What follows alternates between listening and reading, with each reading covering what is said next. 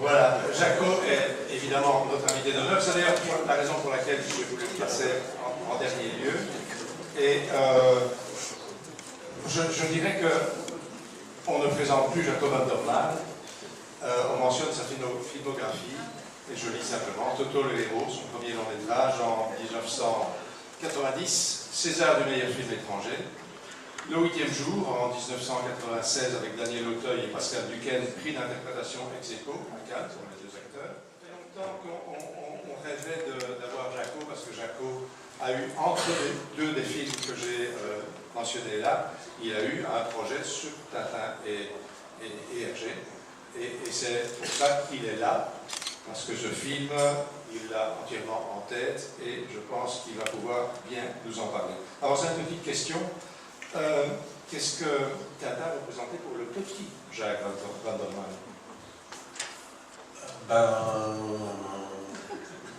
Comme pour vous, je crois, j'ai appris à lire avec Tintin. Je lisais Tintin. Voilà, c'était un peu un espèce de mythe fondateur, comme ça. Un mythe fondateur? Oui, je pense. Bon, voilà. Et puis après, tu as grandi, tu as constaté comme nous tous que Tintin est un personnage important, que Hergé était un créateur dont il fallait tenir compte, et c'est donc après sa mort que l'idée est venue d'en faire quelque chose. C'est pas l'idée qui m'est venue du talent, au tout début, quand je faisais des films, on me disait tu fais des films un peu comme de la BD Tintin, c'est-à-dire un plan, une image, un plan. C'était un reproche? C'était un reproche, oui, c'est ça. Et je me suis dit que en fait, c'est assez vrai, parce que quand même, j'ai appris à penser à une image avec la BD et surtout avec Tintin, qui sont des mises en image incroyables, avec une image fixe, il arrive à donner la notion du temps, il arrive à. On se rend compte dans une image de ce qui vient de se passer avant et de ce qui va se passer après. Enfin, c'est vraiment un art assez incroyable, et puis une décomposition incroyable aussi. Au niveau du découpage, la ligne claire, par exemple, c'est une manière. Eisenstein, quand il apprenait à ses étudiants à faire des storyboards, il leur apprenait à faire de la ligne claire, c'est-à-dire ne faire que le contour des choses et des masses, mais pas de détails, quoi, ce qui permet d'imaginer tout le détail. Et là, il y avait un rapport. Et alors, ce qui m'a amené à travailler sur Tintin, à un moment donné, il a été question que les droits soient libres. Il y avait une opportunité du côté de Moulinsart. Il y avait Claude Berry qui voulait produire un film de Alain Berberian. C'est ça, puis ils ont renoncé. C'est à ce moment-là qu'on m'a tendu une perche, à la fois mon producteur français qui était associé avec Berry, à la fois de Moulinsart, pour travailler pour en faire un film. Ce qui est toujours super casse-gueule, évidemment, parce que déjà les films précédents de Tintin, tout le monde disait mais c'est pas la voix de Tintin, chacun a son Tintin intérieur avec sa voix, personne ne pense que les autres voient autre chose ou entendent autre chose. Parmi nous, Jean-Pierre Tango, donc ne va pas dire qu'il n'avait pas la voix de Tintin. Ben oui, il est là. Salut, il est là. Salut. Salut Jack. Oui.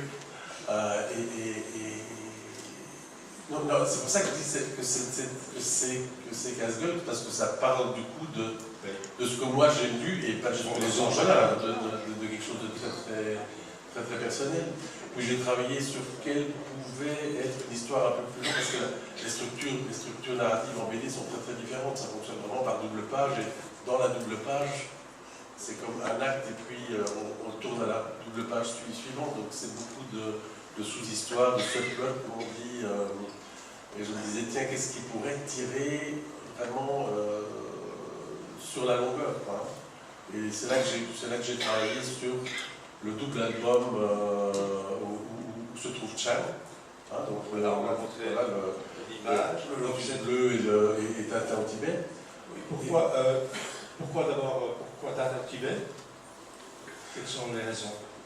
C'est deux albums que j'aime bien, mais c'est aussi l'histoire d'une amitié. Donc il y avait un enjeu qui était différent, il y avait l'aventure, etc. Mais il y avait un enjeu qui tirait, qui était un enjeu émotif, un enjeu affectif, qui tirait, qui pouvait tirer une histoire sur 1h30, qui est à la fois, j'imaginais Tintin au Tibet comme étant le déroulement du temps présent, et en flashback, la rencontre avec Chang et le Lotus Bleu. Donc, ce qui t'intéressait, c'est aussi que ce n'était pas une histoire conventionnelle, une aventure avec des enjeux matériels, des péripéties, des rebondissements. C'est à la fois esthétiquement, qui est un peu longtemps.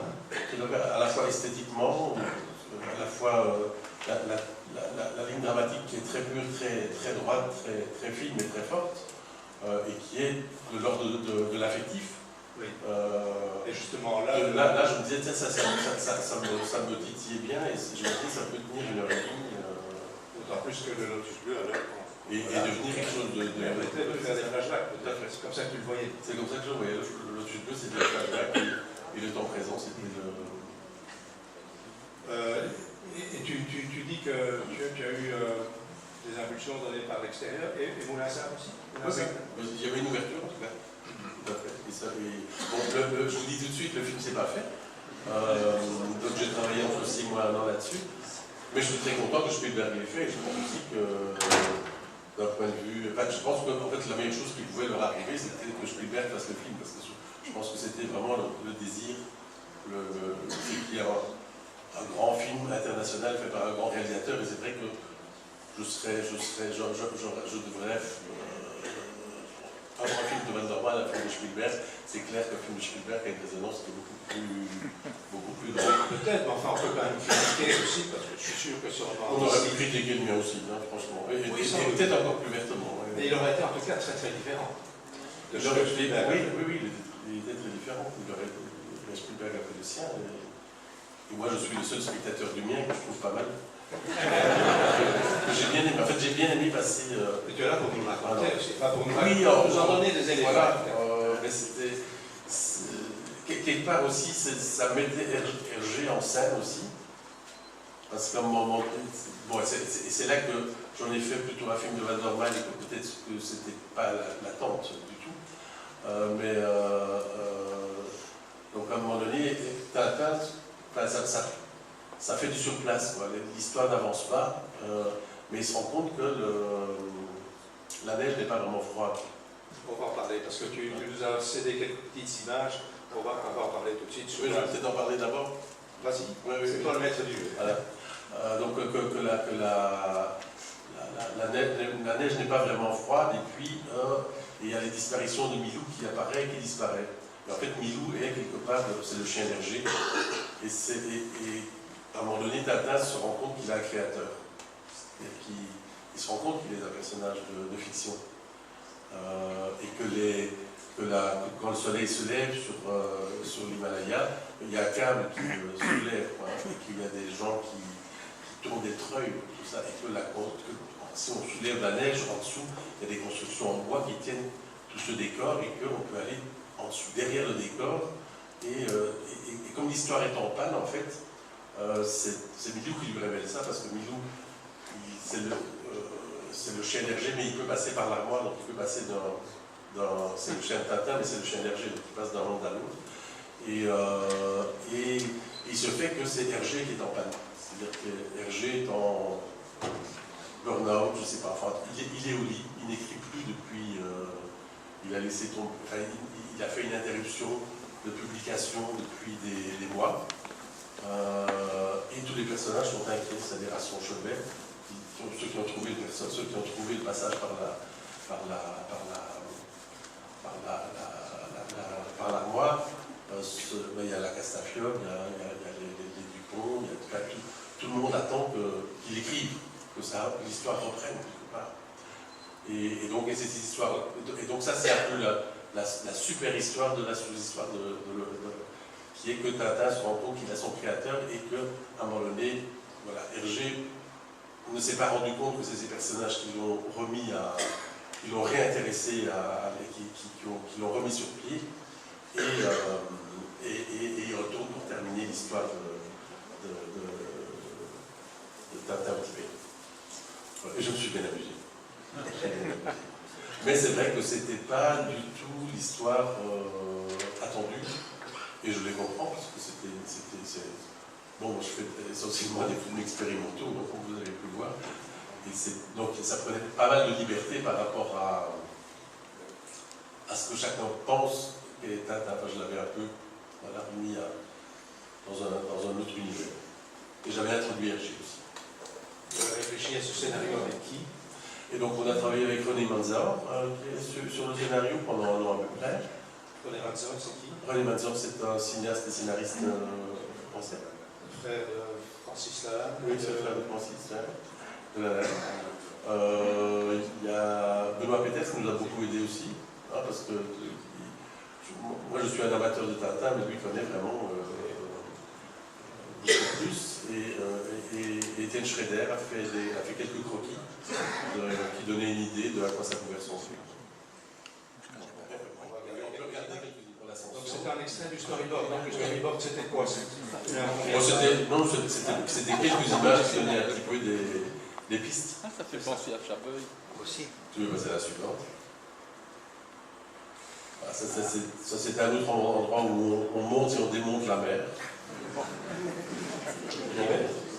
Ça c'était avant que ce soit au début. Donc c'est le genre de choses dont on s'aperçoit Tintin, c'est ça? C'est ça qui le trouble? Oui. Ça c'est la machine à faire lever le soleil. Mais qui est en panne aussi, vu qu'Hergé n'écrit plus. Oui. Vas-y. Et Hergé est en panne, pourquoi? C'est l'influence de ces états dépressifs surmenés, etc. Mais je ne le connaissais pas, hein, donc il y a... Benoît peut l'avoir. Benoît peut m'avoir dit ça, mais les quelques fois où il s'est arrêté de publier et que ça ne suivait pas, est-ce que c'était parce qu'il était en état de dépression, en burn-out, parce qu'il en avait trop fait, ça j'en sais rien. Oui. Mais ici on le montrait que simplement à un moment donné, au lit, enfin on le voyait dormir essentiellement. C'est les personnages qui essaient de le ramener à l'activité. Alors, ça c'est Hergé? Ça c'est Hergé qui crayonne le lotus bleu. Vas-y. Ça c'était la mère de Hergé, dont on parle à un moment aussi, qui était hospitalisée. Oui, donc il y a différents aspects de la biographie d'Hergé qui étaient intégrés, tout ça. Oui. Donc ça c'est le fruit de la C'était réflexion. une inquiétude que le personnage, je ne vais pas parler de Hergé, moi disons le personnage de Hergé dans cette vision-là, qui n'a peut-être rien à voir avec le Hergé qui a existé, était inquiet pour sa mère, qui était hospitalisée et qui était dans des états assez graves. C'est la mère qui s'enfuit. Hergé qui travaille dans son grenier à Boisfort. Oui. Ça fait plus penser à la maison familiale de la rue Lecteux à Étervé qu'à C'est Boisfort. possible. Mais pourquoi pas, ça peut mettre dans quelque chose qui a un côté onirique. Voilà. On peut évidemment faire très jeu de Et mots. si jamais ils avaient parlé anglais, on n'aurait absolument pas su où ils étaient. Hein, c'est sûr. Oui. Ça, c'est toi qui as mis ça, je pense pas que c'est Hergé. C'est moi qui l'ai mis. C'est pas Tintin non Dans plus. une raison. Tu ressembles à quelqu'un que je connais, mais Allez, dis-nous ce que c'est. Ah, c'est Dieu qui est coincé dans le tuyau de la machine à laver. Entre son Parce monde que et le monde. Dieu rejoint ce bas monde à travers Le jeu de sa fille. Pour ceux qui ont vu le film. Donc c'est ça. Ceci est venu après, évidemment. Oui, bien sûr qu'au bout d'un moment, on prend les pièces détachées et on en fait autre chose. Et donc, Milou, tu as dit, il passait par une armoire. Milou passait par l'armoire et lui, il passe par la machine à laver. Voilà, ça, c'est les personnages au chevet d'Hergé, la nuit, qui viennent, qui attendent, qui se mettent au travail. C'est Étienne Schrader qui a fait ça. Oui. Ça, c'est quand Hergé dessine, il y a la musique de l'aventure qui arrive et effectivement, dans l'armoire, il y a quelques instrumentistes, il y a un flûtiste dans l'armoire qui entame la musique dès qu'Hergé commence à dessiner. Donc, on se dirige vers une fin heureuse. Hergé va se remettre. Oui, tout à fait. Et l'album est un Je succès. voulais parler de ton frère, puisque ton frère est décédé. Il a fait la musique de tous tes films. Est-ce que tu avais pensé à lui aussi pour celui-ci? Oui, il aurait fait. Il l'aurait fait. Si je l'avais fait, il l'aurait fait, oui, c'est ça. C'est sympa. Voilà, et de temps en temps, on se rend compte que quand on entend la musique du film, en fait, l'orchestre, il est là sur l'Himalaya aussi, et suit Dans le fond, toutes les actions. tu es le seul à pouvoir te projeter ce film dans ta tête. Alors, je suis le seul spectateur et je le trouve vraiment pas mal. De temps en temps, la nuit, je me dis, ah, c'est bien, je regarde encore cette séquence. Tu as vraiment une vision très précise sur ça, ou bien c'est un ensemble? Le film n'est pas terminé. Hein. Et quand il n'est pas terminé, tout est possible encore. Et chaque fois que je l'imagine, il est différent aussi. Ah oui, bien sûr, c'est le monde flottant. Hein. L'imaginaire, c'est le monde flottant. Les choses ne se fixent pas. À un moment donné, il faut réaliser, c'est d'être en rapport avec le réel. C'est ça, le réalisateur, c'est celui qui se prend le réel dans la tronche.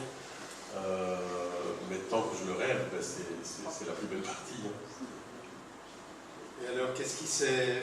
Ce sera pour plus tard. Qu'est-ce qui s'est passé alors après? Parce que bon, tu as donc mis au point ce synopsis. Tu l'as fait illustrer, faire quelques illustrations par Schroeder. Et ça a été présenté alors à Fanny Hennig. Est-ce que tu les as vus avant là? Oui, je les ai vus. Je crois que je les ai vus une dizaine de fois au fur et à mesure de l'élaboration. Et le climat était oui, tout à fait. Ouvert. Oui, mais je pense qu'ils cherchaient. Je pense que l'attente, c'était vraiment un succès planétaire, international. Oui, je pense que beaucoup plus international que ce que j'ai vécu la période où Berry s'intéressait. J'ai participé à quelques repas, quelques rencontres avec lui. Et puis il a vraiment calé, parce que d'abord, je pense qu'il s'est disputé avec un Alain Berriand, qui n'est plus là, qui a disparu aussi. Et ensuite, il a surtout eu envie de faire lui-même un film, et il l'a mis en route. Et à partir de là, je pense que dans la tête de Nick Rodwell, il y a eu effectivement l'envie de trouver quelqu'un qui faisait du bon boulot, et je pense que Toto le héros a certainement joué, comme un peu plus tard, après toi d'ailleurs, Amélie Poulain a joué aussi, puisqu'il y a eu quelque chose, quelques contacts, peut-être pas autant qu'avec toi d'ailleurs. Donc je pense que c'est comme ça que ça s'est passé. Et ce qui m'intéresse, c'est de savoir pourquoi, dans un climat qui a l'air ouvert et serein, pourquoi ça a calé. Ben, ça, j'en sais rien. Il y a quand même une négociation, j'imagine. Ah oui, on a été jusqu'au contrat. On a été jusqu'au contrat jusqu'à ce que... Donc le contrat a été étudié, mis au point. Il a été étudié, il a été mis en accord avec les différents avocats et les stylos étaient dans la main jusqu'au moment où les stylos ont été reposés sur le bureau. On dit je vais réfléchir, je me rappelle pas. Et puis là c'est fini. On t'a dit ça. Ouais. C'est ça. Et là c'était fini. Et voilà. Donc, oui, parfois c'est tout prêt, parfois c'est tout prêt, que ça n'a pas lieu. Et on t'a pas rappelé. Et tu n'as eu aucune nouvelle? Aucune? Si, après j'ai su qu'il y avait l'intérêt de celui qui a fait Amélie Poulain. Oui. Et puis les choses. Puis lui, je lui ai parlé, il m'a dit, mais de toute façon, je ne vais pas le faire parce que moi, je veux les droits avant de commencer à travailler. Ce qui était le cas de Berry aussi. En fait, n'importe qui n'est pas fou. Il veut d'abord avoir les droits avant de commencer à écrire. Et dans le fond, toi, tu fais. Et moi, j'ai fait juste l'inverse parce que j'étais fou et je me disais, non, ça va marcher. Alors, moi, je suis obstiné et un peu con. Ça me permet de faire des films, de faire le un peu con, parfois on ne se rend pas compte, on se met dans des. Voilà. Donc, mais j'étais pas fâché d'avoir passé une année de ma vie à travailler là-dessus parce que c'était vraiment. J'ai appris des choses, tu vois. Parce que c'était ma nourriture en tant qu'enfant. Ma nourriture imaginaire en tant qu'enfant, donc j'ai appris des choses, y compris sur moi-même, y compris comment je rebondissais sur ces différentes parce que tu as fait de ta propre créativité, tu as mis ton empreinte sur ce projet. Voilà, et puis c'est pas perdu, même si ça n'existe pas, c'est pas perdu. Pour moi, en tout cas, je fais dire que c'est pas perdu. Ça m'a fait avancer, ça m'a fait. Et j'ai vu un beau film. Je l'aime beaucoup. Et il y a des choses comme ça quand tu imagines un film, quand tes idées te viennent, quand tu discutes avec d'autres pour un scénario, il y a des choses qui peuvent resservir et qui ont resservi peut-être. Oui, la mer qu'on monte et qu'on démonte, ça a servi dans Mr. Nobody. Le passage de l'armoire, ça c'est un passage assez classique, ça existe dans plein de films. Je l'ai appris dans la machine à laver. Et il y a là, certainement d'autres choses qui vont encore servir avant que je sois mort. Voilà. Tu as dit ton dernier mot. Je n'ai pas dit mon dernier mot. Bon, Tonton et le capitaine Cabillot. C'est une blague. C'est avec Luc là. Et avec Luc et son Bon, et alors, qu'est-ce que tu penses du film de Spielberg par rapport au tien d'abord? Par rapport à celui que tu rêves? Ben, là, ça n'est comparable. Spielberg, il est vraiment parti sur une adaptation et très spectaculaire et avec des moyens qui étaient possibles avec cette époque-là, c'est-à-dire la captation 3D. Et je suis super content qu'il l'ait fait, je trouve qu'il l'a très bien fait. Parce que c'est assez... Tu n'as aucune réserve par rapport à ce film? Ben, je ne pense pas que je suis un bon spectateur pour ce film. Je ne pense pas que je vois la même chose que ce que les autres voient, que je vois la même chose que ce que voit un enfant de 9-10 ans. Quoi. Donc, je ne pense pas que ce film s'adresse à moi, donc je ne pense pas que je suis bon spectateur pour ce film, mais je le trouve super bien. Toi, par exemple, je ne sais pas qui a parlé un jour d'un projet de film avec des masques. Alain Resnais. Qui ça? Alain Resnais. Oui, c'est ça. Donc, je crois que les différents réalisateurs qui sont penchés sur l'œuvre d'Hergé sentaient qu'il y avait, ou bien on s'insérait dans un film d'aventure, genre L'Homme de Rio, par exemple, ou bien on faisait quelque chose avec un décalage. Toi, tu avais une idée assez audacieuse, puisque tu confrontais même le créateur à ses... Oui, c'est-à-dire qu'il y avait un petit côté un peu faux dans les décors de la Chine et puis du Tibet. Mais au bout d'un moment, c'est justifié parce que, en fait, ils sont faux. Et que le personnage se rend compte que peut-être lui aussi, il n'est pas... Oui, le côté factice, c'était un élément essentiel de ton film. Oui, tout à fait. Il est naïf, très épuré, très naïf. Bon, alors je reviens à la question qui t'a été posée tout à l'heure. Tu avais pensé au casting? Tu as fait quelques... Ben, il y avait des pistes, mais à un moment donné, il faut savoir comme ça pouvait... J'imaginais aussi un personnage quand même assez jeune, à un moment donné, il faut d'abord savoir dans quelle langue on le fait. Hein. Est-ce que Tintin parle anglais ou est-ce que Tintin parle français? Toutes ces choses-là, c'était des choses qui allaient passer dans la deuxième phase. Quoi. Donc tu n'as rencontré personne, tu n'as pas fait des listes J'ai rencontré, mais ça personnellement, mais j'ai oublié son comment il s'appelle, le gamin qui jouait dans Maman j'ai raté l'avion, qui lui avait 24 ans à l'époque et qui physiquement, qui était très sympa, physiquement ça aurait pu être une possibilité. Mais c'est des choses auxquelles je m'interdis de rêver tant qu'on ne m'autorise pas, parce que j'avais déjà été très loin dans l'autre. J'avais déjà pas mal dépassé le feu rouge de arrêter de rêver. Donc